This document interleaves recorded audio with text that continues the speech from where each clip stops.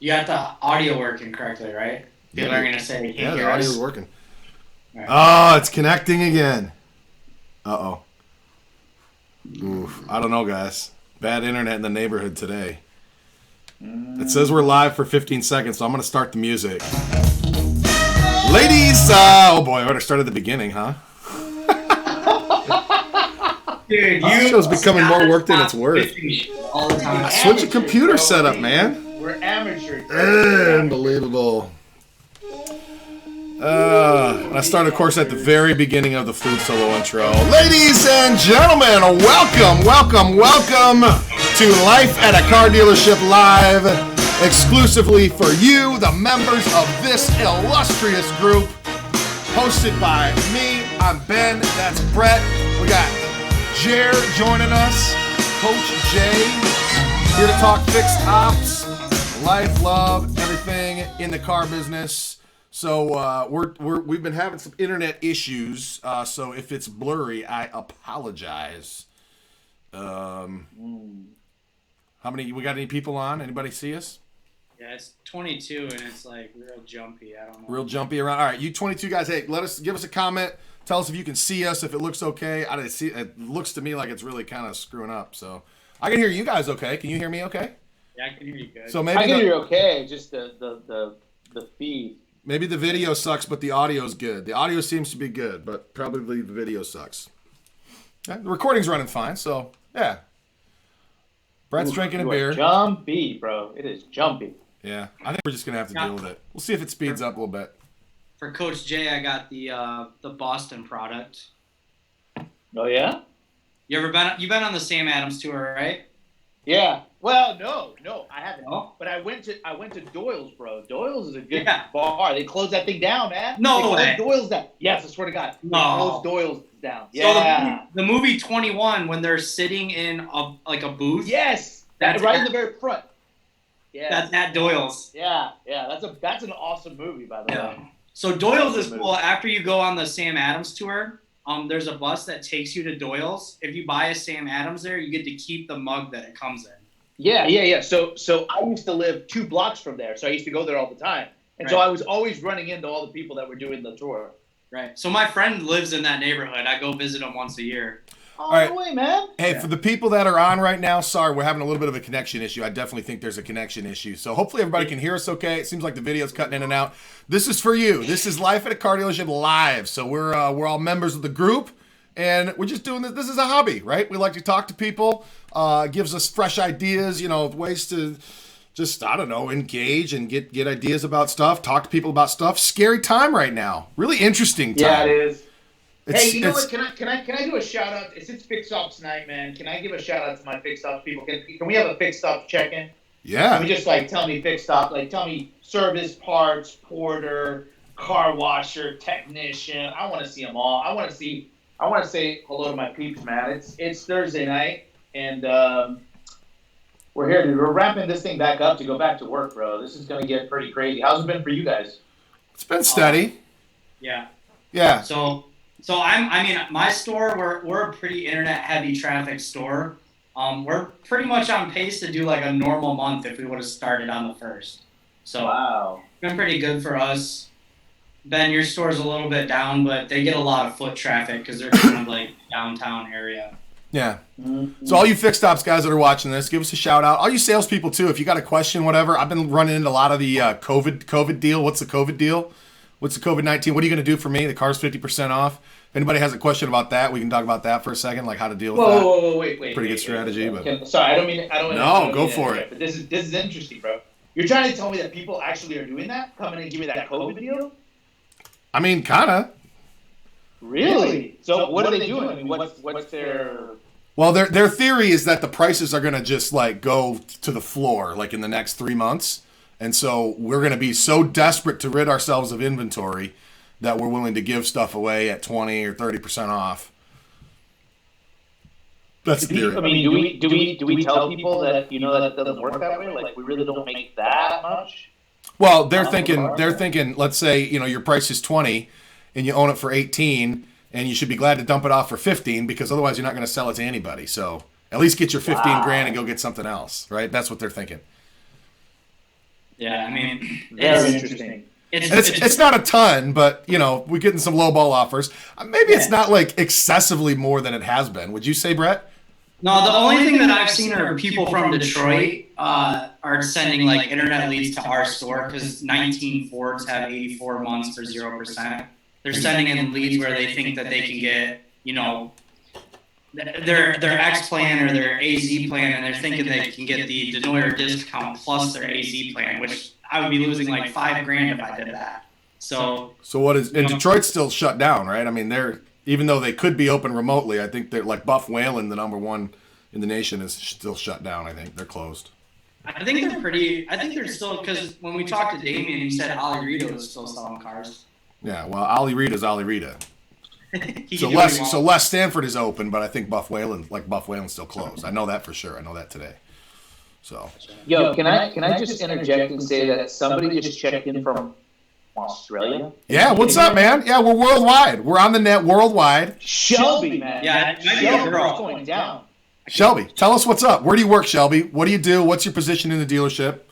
Yeah, what's life like in the Aussie capital of things? Down south. Yeah. I want to just jump in real quick. We got 29 people watching. If you haven't watched us before, we're a comment-driven show. So if you have questions, we have Coach Jay here. He does service, fixed ops things. Ben and I are used car salesmen that are recently employed. Shoot some questions. We'll be happy to answer them. If you got anything for service, shoot some questions. We'll read them off. Yeah. Dude. Used car managers. Yeah. We've got all the answers. We're like a wolf pack. You're like the wolf pack. With this beard, I feel like a wolf. That beard's getting gnarly, man. You got to do something about that. No, I'm not. And so my barber cuts my beard every time I go get my haircut. I'm not doing it myself. Take your hat off. Oh, you haven't gone to the barber. You take your hat off, Ben. Let's see your haircut, Jay. My hat? Yeah. No, bro. This is what happens. That's the reason. Ooh, I can't even see you, man. Right, yeah, you froze. I froze. Frozen. All right, well, for anybody who can hear us and not see us, I have a badass fade. And we haven't done anything with the top yet because that's going to require a little more complex texturizing. But my wife did a really nice job. It kind of brought back traumatic memories, like anxious memories of when I was a kid and my dad spent too much time trimming over my ears. I'm not kidding you. It took him like freaking 23 minutes to trim over my ears. And, he's like grabbing the ear the whole time and the ear's getting all red and puffy. And I was like, babe, you gotta wrap this up. You got to get done trimming the ears or I'm going to freak out. She did a good job. So, Dude. Go ahead, Jay. Dude, how cool would it be if literally, I still haven't seen your head, so I don't have a clue. You didn't take your hat off to us. I mean, have you seen it yet, bro? Yeah, I've seen it. Oh, okay, I didn't see it. You didn't. It So the fade looks pretty good, but like the layering of it on the top needs a lot of help right now. Let's see you, Jay. What do you got? Oh, dude, I got a full head, man. I can't do it yet. Come on, let's see it. Show it to us. I was gonna say. The video's frozen. Nobody can see it anyway. Yeah, I mean, I can see Jay. Yeah. Bro, I feel like you need to go hatless. You look a lot younger with the hat on. And looking old in the car business is not a bad thing. Especially when you're on the consultant side of things, it gives you that like authoritative edge. I feel like I've been spending the last 10 years trying to look older. Really? No, man, I can't do it. Like, dude, it sucks. When you start getting like this really gray and stuff, like seriously, man. That's nice. You gotta rock that. I'm getting it all gray here in the sides. It's kids. Kids will do it to you. Yeah, I haven't had any gray hair yet. And I'm what, 2 years younger than you, Ben? Yeah, 2 years younger. Well, I've got 3 kids and one on the way. Wow. Wait, what? Oh, did I not tell you that yet? I guess I didn't. Jeez, man. Go got number 4 in the oven, man. Yeah. Why didn't you tell me? Well, I didn't. I don't know. I was waiting. It's still pretty early. It's pretty early. Did you just like make a live announcement on the show? I guess I did. It just slipped out. Congratulations, man. That's awesome. Thanks, man. Yeah, we're pretty excited. It happened like timing wise, probably about 2 weeks before the shelter in place came down. So it's officially not a coronavirus baby. But it will be born in the day of coronavirus nonetheless. Man, my baby's due in June. I'm gonna hold her back a grade so they could be in the same grade and be friends. Yeah, you should. I'm I think it's better. going to. I think it's better to hold the kids back. It's better to be the oldest in the grade than the youngest. I was the June baby. I was a June baby also, and I was the youngest in my grade. If I would have stayed like one more year for sports, I would have been head and shoulders above everybody.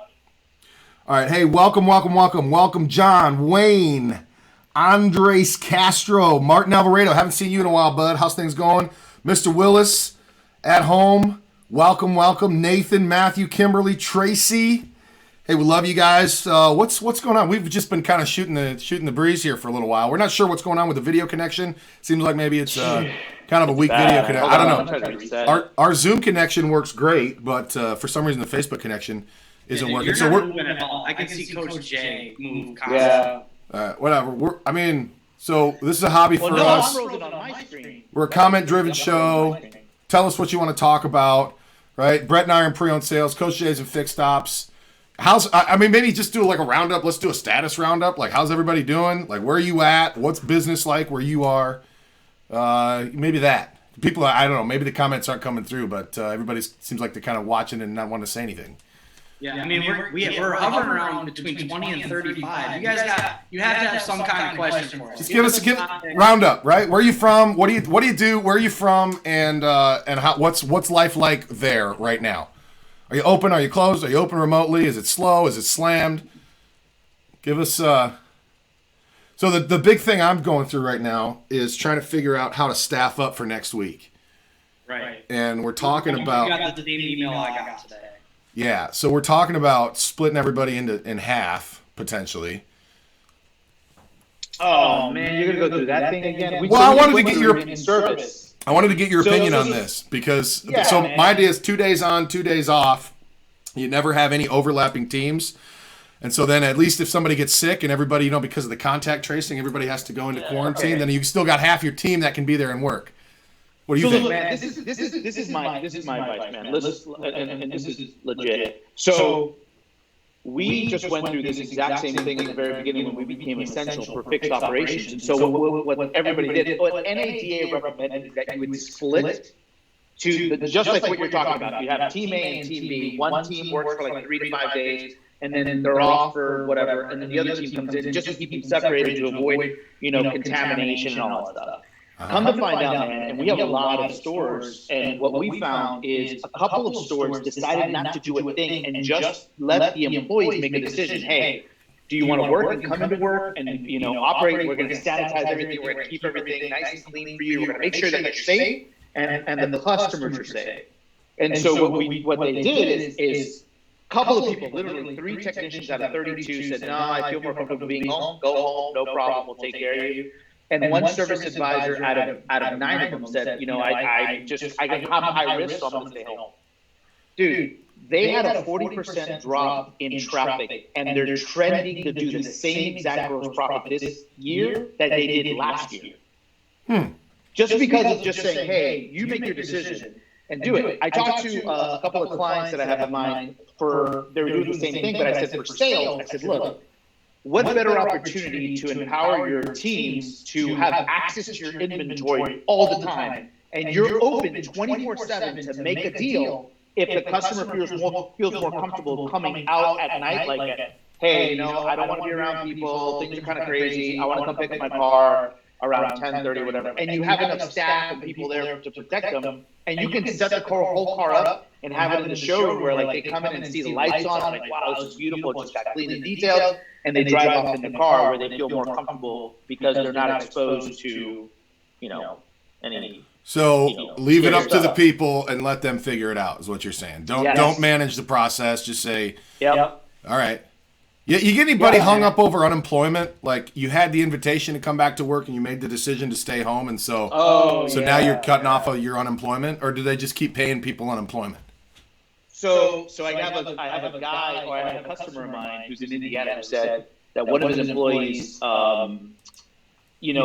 said, I technically make more money just staying home, man. Like I make more money on unemployment right now than when you're quick move, dude. You're gonna make more money. Right. Okay, so what, right? But we don't know what it's going to look like 10 days from now, 10 weeks from now, I mean. So people that come back, they're the ones that are back. They got a job, right? Right. Yeah, I don't want to be super insensitive and like, I'm sorry if this offends anybody, but I want to work. I would go to work for any amount of money right now. I was so tired of staying at home. But like, if I offer you your job and you tell me that, hey, I don't want to come back to work because I'm making more money at home, that's kind of offensive to me. Like, absolutely. I've been working for 2 weeks, busting my ass to keep things afloat so our dealership can make money and stay open, and you're telling me you don't want to come to work? Right. Like, that's a little bit offensive as a manager, or to me, anybody that's working right now. Right. Right. No, I agree with that. I'm sorry if it's offensive, but like I don't want to get sick. My wife's pregnant, but I think that's the difference between viewing unemployment as, like, I don't want to draw across party lines, but viewing unemployment as like a cool benefit versus like kind of a stigma or an embarrassment of like, I never want to be on unemployment, right? Like, it's the people that view it as like a bonus versus the people that view it as like charity. Not that there's anything wrong with charity, but I think a lot of the people that I work with, I'd say all of the successful salespeople that I've worked with love the fact that they're on commission, love the fact that they eat what they kill, and they just like, they're hardwired to not be able to take a dime that they didn't like win and earn. right. When I had to file for unemployment, it was probably one of the saddest days of my life. Yeah. Like, yeah, I'm getting $1,000, cool, but like, I've kind of prided myself on working and earning, and I was very, very unwealthy growing up, and I've made a pretty good life for myself, so I've taken a lot of pride in that. It's kind of a slap in the face if somebody just wants to take all the money and not do anything. Yeah, I mean, I don't disagree. On the one hand, like that's what it's there for, right? It's there for emergencies. But I do have a question though. Ben and Jay, you guys weigh in on this. So Ben and I are kind of in the same scenario. Ben has one salesperson with you. I have no salespeople. It's just me and the new car manager.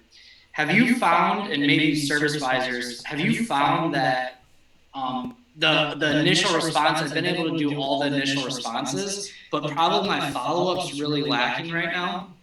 And so we're thinking about bringing 2 or 3 salespeople back. Have you felt that way, Ben? And Jay on the service side, have the advisors that have been working at the stores you work with, have they been able to keep up with all the traffic? Ben?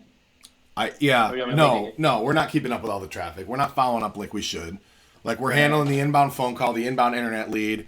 We're shaking the tree. We're dealing with whatever falls out, but we're not pursuing the the week-old or the 30-day-old lead, to try to keep shaking it. So I mean, I'm not even following. Like, I'm getting the first phone call, and I'd say probably 2 out of 4 people I'm connecting with, and I'm working it. But probably the people I'm not connecting with, like, I've been working leads since last week Monday. I probably haven't talked to the person from last week Monday. Yeah, so and I'll give you a great example of like how it can fall apart and how quickly, like the things that you miss. So we had a lead like 3 weeks ago on a brand new Colorado, and like the first email and a little bit of kind of trickle follow up, and then a duplicate lead came in and got marked bad because it was duplicate, but it was on a pre-owned Colorado. Right. And unless you got somebody that's really scanning the inbound leads and making sure, looking for those duplicates that aren't really duplicates, right? And I happen to see it, and I called her and set an appointment. They're coming in tomorrow for an oil change. No, they really are. They're bringing their trade in for an oil change. Yeah. Hopefully they won't have to pay for the oil change, but so that's the kind of stuff that you miss. I mean, you feel like a rock star because you're getting all the deals and you're selling all the cars, but like you're missing half the business, right? That you could. So. And I think this touches on Jay's point that his places that are keeping full staff are doing more sales. Right. So I wanted to go, so your traffic was down 40%, but gross is like right on the mark. So basically the positive people who are excited to be at work are making more per ticket. Right. Is that's a theory? So our theory's always been, and we've not just theory, we've proven it, but it's hard to sell to dealers is, look, if you add more people, slow down the process, train your people to control the narrative, talk to them, keep people engaged, be respectful of their time, the process is going to go a lot smoother, and then they can, impact the trust factor with the customer more and sell more, or have the customer feel comfortable to buy more. And so that's what they've been able to do, and that's actually what they're telling us now. Like, look, right now I have more time than ever before to really have a good conversation with my customer instead of like, yeah, what are you here for? Okay, good. What's the next one? Okay, oil change. Okay, good. We'll just keep going. Just go to the waiting room. Now it's like everybody's patient. Everybody is understanding. They're saying, hey, look, we're a little backlogged right now. Do you mind if I keep your car and tell you if we can keep it till tomorrow? Like, oh, it's fine, no problem. Now, obviously, that's for us right now because most people are just at home. Where it wouldn't work that easy because, if it was regular life, you'd be like, no, I gotta go to work. It'd be harder. Yeah.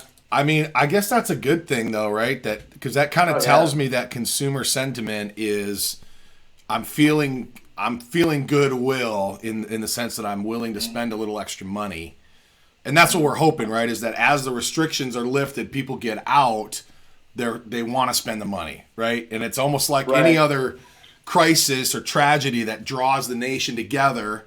It's like all of a sudden everybody's all about the parades and the flags and we're a country and we got to band together and take care of our neighbors and spend our money locally and support our economy. Like that's what we're hoping for. Best case scenario, that's what happens, and this whole thing kind of like comes back within 6 months. Worst case scenario is people come out all afraid and not wanting to spend the money. But that's encouraging for me to hear that people you're talking to are spending money. Do you think we're understaffed right now? Do you want to bring more people back? I am. Yeah. Yeah, we're gonna bring them all back. It's just a matter of how. So hey, Ben, what if you? Sorry if I'm like blowing the announcement here out live on Facebook, but yeah, that's probably gonna happen Monday. Is we start bringing everybody who wants to come back, and the piece that hasn't been worked out is what the schedule's gonna look like. But yeah, we're gonna get the people back to work. That sounds good. So we got a couple different comments that I want to just jump into. People kind of responded to our questions over time.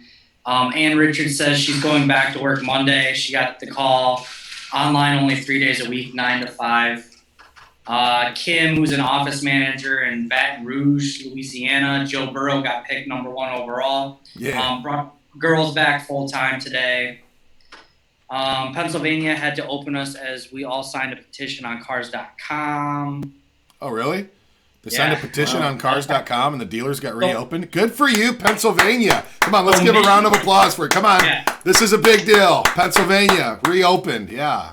That's Pennsylvania was one of the other states besides Michigan, one of the 3 that said sales weren't essential. Steve Brazil, the split Team A and Team B is sure as shit making buying trucks hard. By the time my sales rep comes back and every truck has been sold on their day off, really pissing me off. That's true right now. We're popping off so many 0 for 84 months right now that, we only had about 10 trucks left. So they are almost all gone now. I better buy one before they run out, man. You got an STX crew cab for me? We actually have one left, but it's pending delivery tomorrow. Oh, shoot. And then Kim had a question for you and I, Ben. It says, how are you guys having minimum salespeople? We're trying to hire more to keep up with the traffic. All our salesmen with customers all the time and have a BDC girl working phones and leads full time. Where's Kim? Kim's in Louisiana, Baton Rouge. So, yeah, I don't know what's going on in Louisiana. Obviously, there's a demand. I mean, I've seen down south, people are just like, fuck, stay at home. They're just doing whatever they want. Well, Georgia, Georgia governor just announced he's opening up the salons and the gyms and the bowling alleys and stuff. Sit down restaurants are going to be like coming out later in the month. So in Michigan, we can't even get golf courses open right now. So I get on the used car managers group and I'm like, hey, you guys in Georgia, like, are you getting to be open when the hair salon's open? And like the first 3 people that commented were like, we've been open this whole time. Like, oh, that makes sense. So yeah, what are sales like? Are they slow down there? At some point we gotta like use some common sense. It seems like, right? Let the people use their common sense and be as safe as possible.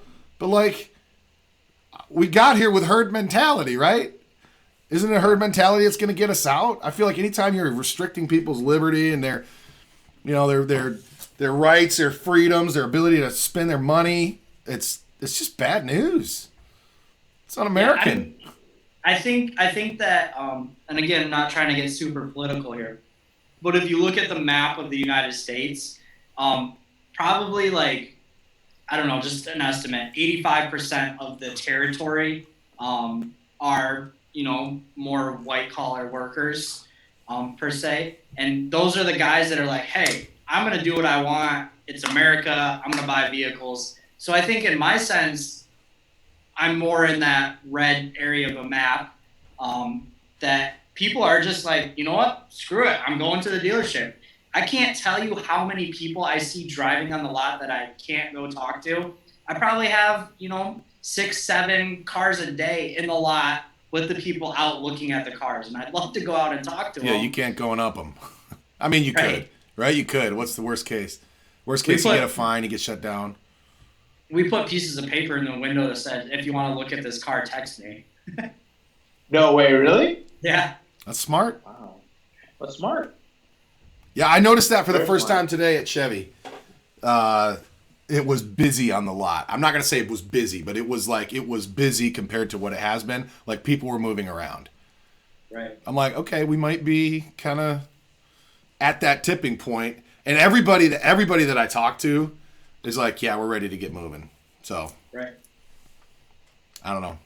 I think the sense of like, oh, we can't prospect and we can't call people and we can't, because people are dying out there. It's insensitive of us. It's like we're going to get blown up. I think the percentage of people that are like ultra far toward the side of, we need to stay closed and all this, that percentage is shrinking by the day, I feel like. Yeah. All right, so we have another comment. I want to know where this person's at, where Amanda's at. Amanda, where are you at? So I'm the finance manager of one of the largest Ford dealerships in the Southeast. One of the largest. Southeast, I mean, are we talking Atlanta? Are we talking, is that where we're at? Look her up, Brett. Hotlanta. Amanda. Hotlanta. I'll tell you what, I started in the car business in Atlanta. That's where I was from. Well, I was brought up there. But I bet you if it's in Atlanta, yeah, I was born in San Francisco though, man. That's why I'm a Niners fan. Dude, I spent probably 3 weeks in Atlanta, and it was probably one of the most miserable times of my life. No way. Why? It sucks out there, dude. All the grass is dead. Everything's brown. The freaking highways in downtown Atlanta, this is the worst highway I've ever seen in my life. It was a highway and it had 2 major highways feeding into it on both sides of it. Yeah. It was the worst driving experience of my life. But I was there working for about 3 weeks, and it was just terrible. So who's the governor? Well, she's in Atlanta, right? That's what we said? We think she's in Atlanta? No, we don't know. We don't know where she is. Well, somebody click on her profile. I'm not going to click because my feed is hanging on by a thread here. I can just see it. I don't even know if it's actually on the video right now, but I can see you guys just fine.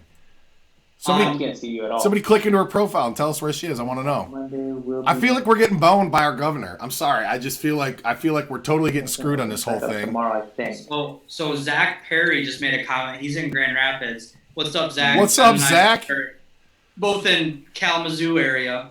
Where do you work, bud?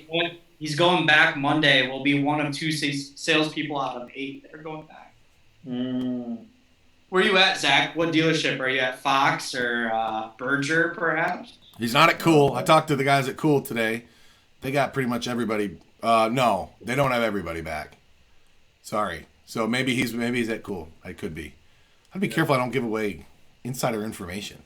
Right. We can't have Zach watching our show while we're giving out. Well, like at first, I checked this group, and at first, like a month ago, there were like only 3 people in the Kalamazoo or like Southwest Michigan area in this group, and now I think we're getting a lot more. So I got to be careful I don't give away the trade secrets. I mean, we're doing this to help everybody. I know. I just don't want to help my competitor directly down the street, right? You guys can suck it. And Coach Jay, you can Jeez Louise, you can agree to this, man. The more people we get better at doing sales, or oh yeah, positive in it, it's better. 100%. 100%. Hey, listen. Let me tell you something. and I'm going to ask you this question, Ben, because I'm going to put it to you in your context. If you only had a team of 10 salespeople and only one of them was really, really good, and that one person didn't share his ways of trying to make everybody else better so we could all get the listen, you know that volume stores or whatever, when you build a culture that people feel comfortable with, it just spreads like a virus. So people know, like, oh, you got to go over here, you got to go to my boy Ben, or if not, you got to go to this team, or you got to go. And so you just get that, like, environment of just flow of sales, right? Yeah. What? I mean, don't you want that? Don't you want that environment? Just a bunch of really superstars? Yeah, of course you want that environment. That support each other? Yeah. So what sucks is if your superstar is a lone wolf, right? And lone wolf in the sense that they don't work well with others. You know, Oh, yeah. It's very difficult to replicate or copy what they're doing. It's like it works only for them, and they'd probably be fired in any other circumstance except for the fact that they're absolutely crushing the numbers. Well, So- Ben, you do have this, don't you? I mean, we have at his Chevy store. There's a lot of decent salespeople, but probably the person that sells the most used cars is kind of a lone wolf. My biggest challenge is in getting those people to share. Right? Because, you know, this guy in Isn't that the particular, hardest and I'm thing not for going to say everybody, anything bad about this guy in case he watches this later or whatever, because I sincerely love this person. I think he's an extremely valuable member of the team. But it's like when he flips it on, you know, and people just bask in the light of it, in the warmth, right? I mean, When he turns it on for a little old lady or for a young salesman, right? But it's like 5% of the time that happens. And so it's like, how can I get him to do that more for people? But ultimately, to address your initial question, the thing, how do you take the success of the superstar and spread it across the team? Like, part of that's my job, right? So I'm not just there to like manage the numbers and the accountability and whatever and all that stuff. Like, I'm there to help that guy realize what he has and the effect that he has on the rest of the team and try to get him open to understanding that, right? And spreading that around a little bit. And then I'm a keen observer. I mean, any coach is a keen observer of human behavior. And so I see Right. what works for somebody, and then I look at somebody else that's struggling, and what works here might not work over here, but there might be something I can apprehend and pick off, you know, and fold it into this person's process. And I'm trying to do that all the time. That's why, like, good salespeople aren't always good managers, and good managers wouldn't be good salespeople because the skills are totally different. The only thing that I do that a salesperson does, the only overlap of our jobs is closing. I mean, really. Otherwise, I close customers and salespeople close customers, but everything else is like totally different skill set. Right. Yeah, and I can vouch for this person that Ben's talking about originally. He actually took me under his wing. Like, I'm the one of 15 to 20 people that he's actually He likes spent a lot fuzzy of time. beards or something. I don't know what it is. Yeah, I don't know. But I love that dude. He came to my wedding. He's the man, so. Damn. Cool. Zach Perry works for Benton Baker, Ben. Oh yeah, Benton Baker. What's up, man? Hope you guys are we doing good. got a good relationship with Benton. Isn't that one of the... No, that's cool. Yeah, I talked to somebody from Benton the other day. Who did I talk to? I ran into another Dykstra in the car business too, in Wayland. I mean, there's another guy. Dude, I saw that. There's Yeah, I saw another that guy too. with a last name of Dykstra, like within. Yeah. He's a new member. He made a post today. Yeah, he's within 30 miles of me. Another sales manager with the last name of Outta here, Dykstra. no way. It's crazy. That's kind of crazy. Wow. There's a lot of Dutch here in Michigan. You got any Dykstras in your neck of the woods, Mr. Martinez? Heck no, bro. Right. I've never seen that. Out here, it's a common name. By the You way, go down way, south, there's they can't pronounce it. In your neck of the woods? What? Yeah, we got Is there any Martinez. Martinez? Yeah, dude. Yeah, There's there's everywhere. We There's got them all over more the than place, man. There's more than you can count. Yeah, exactly. I am the Latino version of Smith. Come on, man. Yeah. Right. So, and I mean, think I'm the Dutch version of Smith. That There you go. right. So set aside any connotations with the word dike, but a dike is a giant earth wall that holds back the sea, and like one entire border of Holland, the Netherlands. That's what dyke means, bud. Yeah. So if you live by the dike, you're a Dykstra or a Vanderdijk, and yeah, we're all over the place. We got a lot of vans in Michigan. Yeah. Especially on the west side. Right. Dutch people were real creative. They just named themselves after where they were from. And we have a whole town called Holland. Yeah, that's true. Been there. That place is cool. Yeah, Holland's sweet. Kim has a question for All you. right. Oh, go ahead, Jay. No, go ahead. Kim wants to know, are you guys tracking your phone calls traffic for all departments? Yeah. I mean, our stores that we work at, our ownership group, we're super analytical. Like, we probably track stuff that we don't need to track. well, but the people that were tracking it are not at the store right now. So, no, I'm tracking it on a Post-it note on my desk. I know exactly how many times the phone rang, how many people I talked to, how many appointments I set. I got pretty much 100% appointment setting ratio. I got pretty much 100% show rate, and we got a pretty much like an 80% closing ratio. So, I mean, if they're dialing in, they're probably buying a car. You getting a lot of bogues lately, Brett? I'm getting a lot of bad credit. Yes, probably. Since my 2 weeks that I've been working, I've probably had roughly 10 deals that I couldn't get bought. 350 is the number of the last week. Everybody needs to be at 350. Ooh. Yeah. Yeah, Not a bad. I mean, it's better than 200, but everybody's 350s. I've had 3 or 4 deals right in a row that were all bad credit, had to be 350 or less. We've been in the low fives for a lot of deals. I mean, that's all right. I got cars. I mean, we all know. I'm not complaining about these people that want to buy cars, but I'm just informing people. 350. I want to get them in a car. Yeah, we want to help. We want to sell them a car. We give them all the same full attention. We set appointments. We show them the car. We try to get them cranked. We do all that. Right. Because as we've said before, bad credit requires the full sales process, just like everything else. Because at the end, it comes down to a call. They're going to spend more than they wanted to, either on the payment or the down payment, and they have to see the value in the car in order to do that. And I've probably gotten three of my deals have been high 500s that I probably spent more time on than anybody else did, and we got them approved and we got them in a vehicle. You just keep clicking that submit button, man. This car, that car, this down payment, him first, her first. No, so let's talk about this. There's a couple finance managers that are watching. It's all about the story, Why are they this way? What happened? Medical, divorce, the more you can get a story, the better that it is, I think. It's crazy that matters, isn't it? I try to get this across to people. Oh, so wait. So hold on. I don't know this part, man. This is good stuff. This is supposed to be Fixed Stops Thursday, but this is good. Sorry. So let me ask you this, because I don't have a clue. No, I don't have a clue. So you're telling me that you can convince the banks to approve these people based on what story that may have an underlying reason why their credit is bad? So you tell them a good story and you have a possibility of getting but your story has to be true, right? Because if over time you're lying, you'll have a super high repo rate and you won't get to do business with that bank anymore. So it's believing the person that's telling the story, and 2, the relationships that you have with the banks. Like, for example, for us, for Ford Credit, we've probably done, in the last 2 years that we've owned this store, we've probably done 300 plus deals with Ford Credit. Now, with those 300 deals, we've only had one repo. Like, I know for a fact it's been one repo out of 300 deals. So if we believe the person and they've had great automobile history pay and they have like 5 medical collections, we're going to call Ford and say, hey, you guys need to buy this. We're vouching for this person, buy it. And then usually we can get some kind of, now it might not be on the $60,000 F-150 that they wanted, but we could probably get them on an EcoSport or an Escape or something with a no-tier upgrade. And Jay, it's funny because usually, you have the same team lead. So you get the base analyst or whatever. That's like the initial no. And then you go up to that and you get funneled to that same person every time. And so it's like, here comes another 550 from Denoyer Ford. But I don't know. The last 300 worked out. So this one probably will too.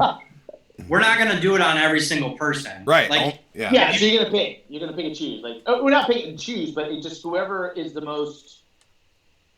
We can see their credit profile. Like, if they've taken 3 banks down on automobiles and that's why they're a 300, we're not going to vouch for that person. But if it's medical or they tell us they got on a divorce and husband ran up their automobile or their credit cards or whatever, we go to bat for those people sometimes. I'm not super good at this because I don't have a lot of experience doing this, but a good finance manager can see the story of somebody's life on their credit bureau. right? It's like, oh, right there, they had some relationship trouble. Up here somebody got sick and there was some, and then he must have got a new job with more money and everything got current again, and and then they moved and I mean you can see a lot of things if you read between the lines. So yeah, I mean when somebody's just bad news and they know it and they know they're not making the payments, they're not making the payments, but you can tell when somebody's really trying and just has had some adversity, and those are the people that we want to help. Yep. Interesting. Cool. It's good to know. I didn't have a clue. Wow. If you're bad credit and you deserve it, we'll give some effort there too. But we're gonna do our best to make as much money as we can. All right. Try.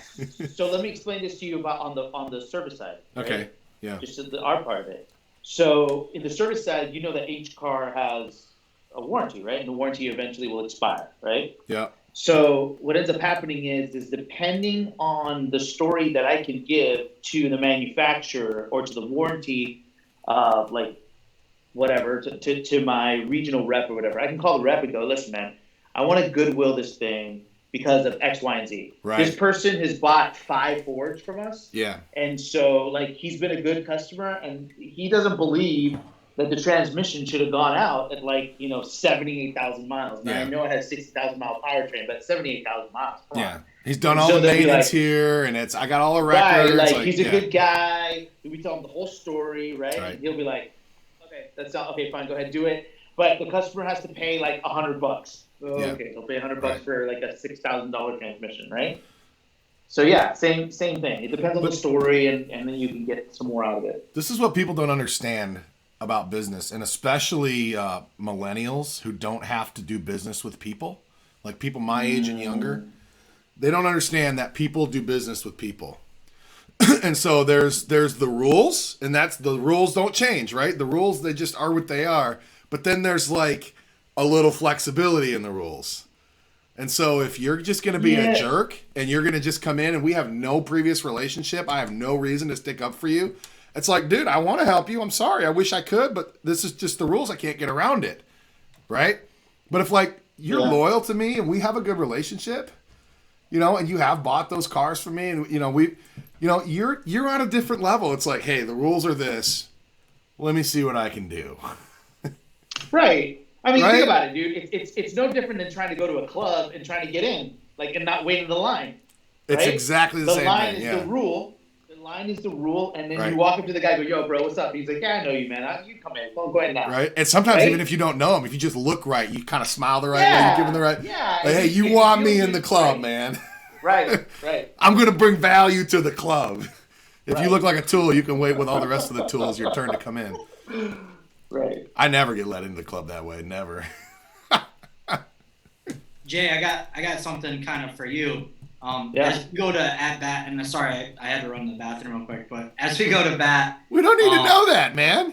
Bro, I'll tell you right now, nobody even noticed you've been frozen the whole time. Oh yeah, that's true. That's right. I think they can see the video. I think it's just on our end. Whatever. Okay. You can't see it. All right, cool. I gotta go to the restroom soon too. I'll re-upload it. All right.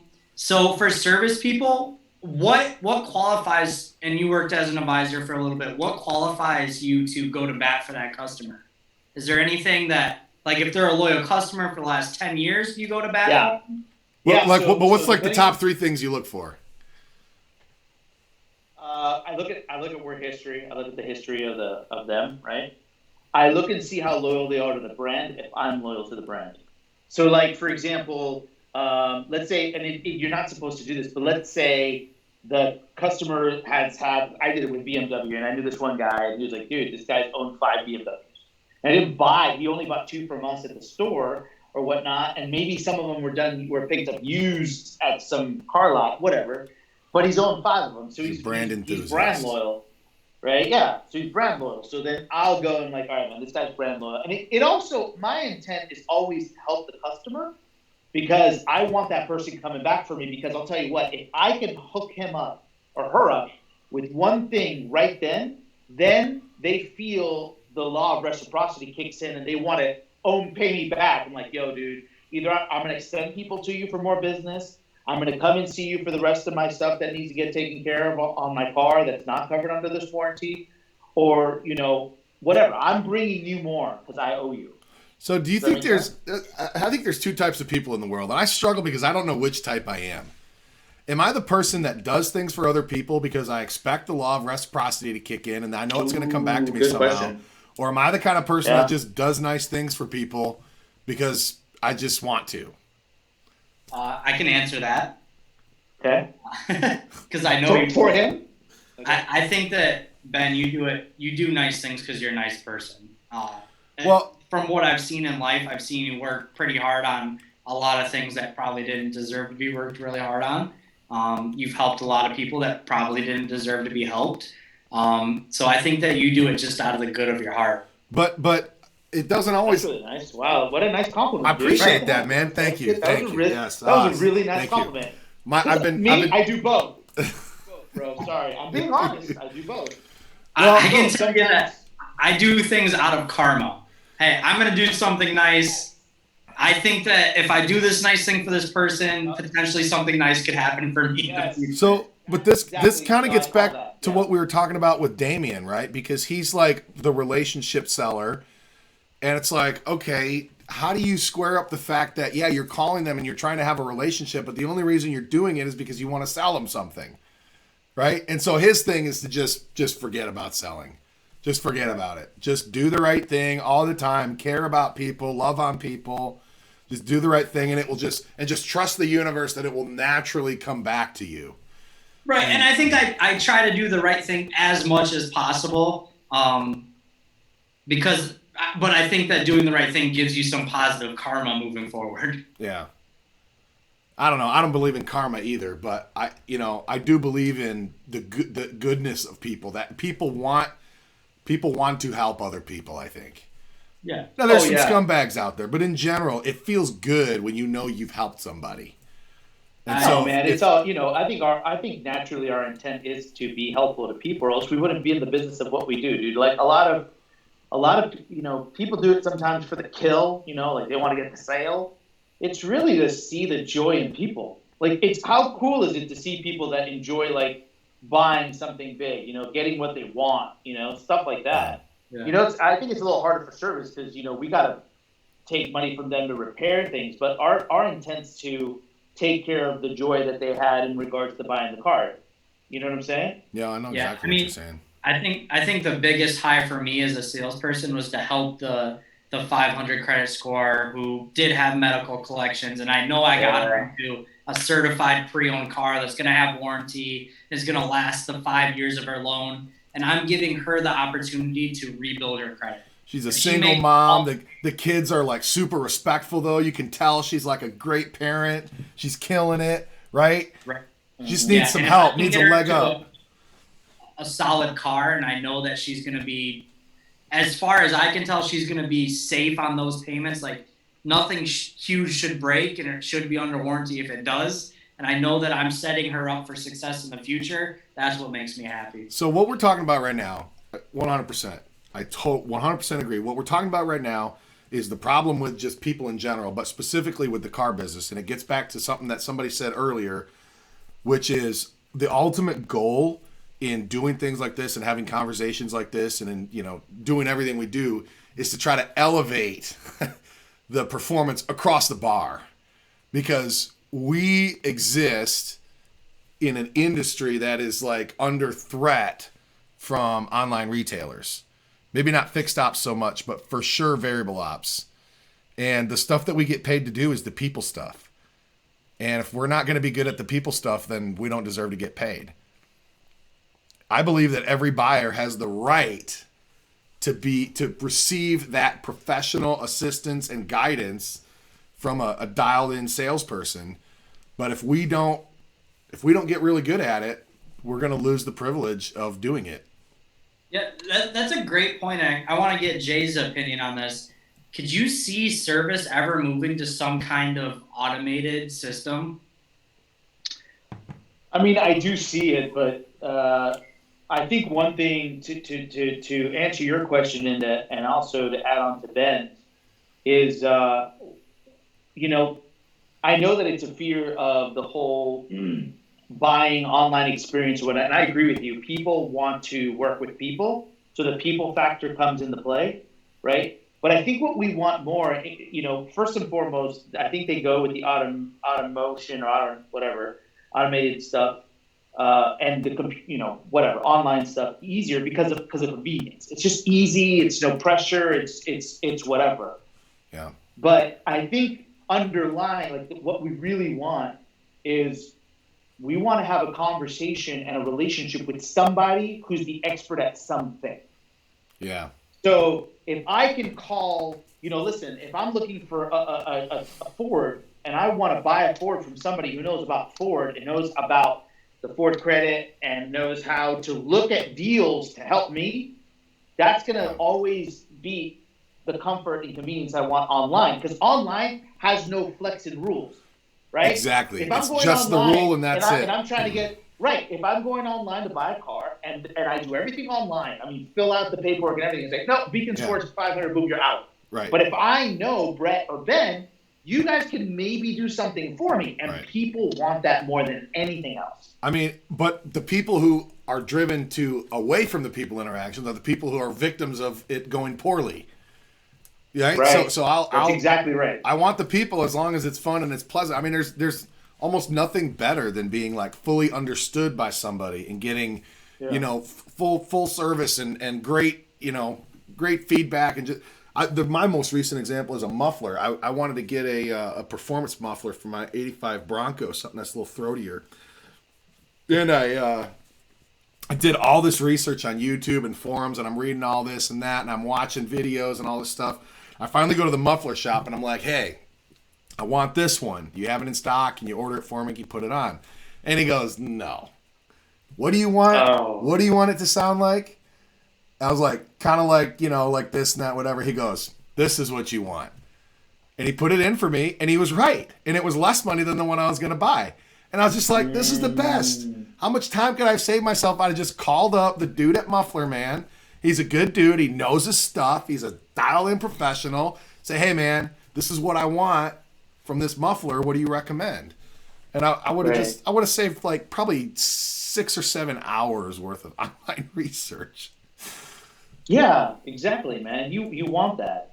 I'm a little bit of an audiophile, and sometimes I like going into places and I want to listen to something, and then I want to reach and look at something that's interesting. Like I'll go and talk to somebody and say, hey, dude, what are your best set of speakers? And they'll always say, hey, what kind of price range are you looking at? Sure. I'm like, just show me the best 500 ones. to 1,000.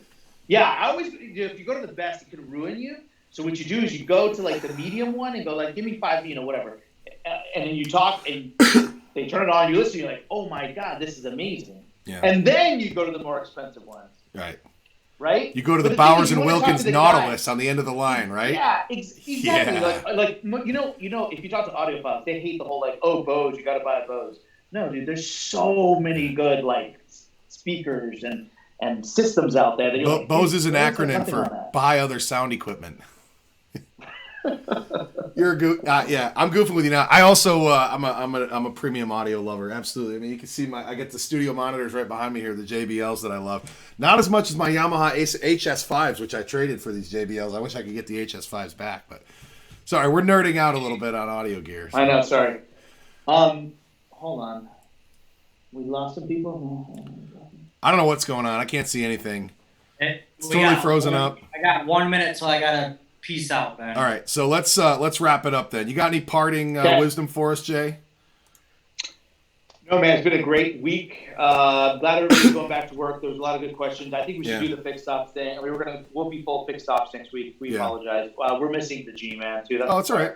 That's all right. Yeah, we're gonna try to get a regular schedule. Man. So for you guys, it's going to be, for everybody that's watching, Tuesdays and Thursdays at 8:30 p.m. is kind of what we've settled into. If we can get a valuable guest, someone that we feel like will bring value, and a lot of them are going to be vendors, and it's probably, it's going to be a no pitch. It's just like, hey, if you want to come on and share wisdom for the group, that's great. Tomorrow, I'm super excited to have Frank Lopes. If you haven't heard of him, look him up. He's all over the place. Wow. Yeah, so Lopes is going to be live with us. We got connections, man. Wow, that's cool. If you just call, it's amazing how many people want to help people, just like what we were talking about, right? That's so call them up, awesome. say, hey, Yeah. we got this hobby. This is what we do. You know, we're out to improve the lives of the automotive people across the globe. They're like, I'd love to hang out with you guys for an hour. So we got Lopes live at 8:30 tomorrow night, Friday, and yeah, we'll see you all. We'll see you all then. Brett, Okay. signing off. guys. All right, All right, ladies guys. and gentlemen. So we'll cue the exit music. This has been live in Life at a Car Dealership with your host Ben Brett. Our guest today, JDI Coaching Fixed Ops Specialist Jay Martinez, talking to you about life, love, the car business, and everything in between. Thanks for tuning in. We will be back live with Lopes tomorrow at 8:30 Eastern. Peace out, everybody.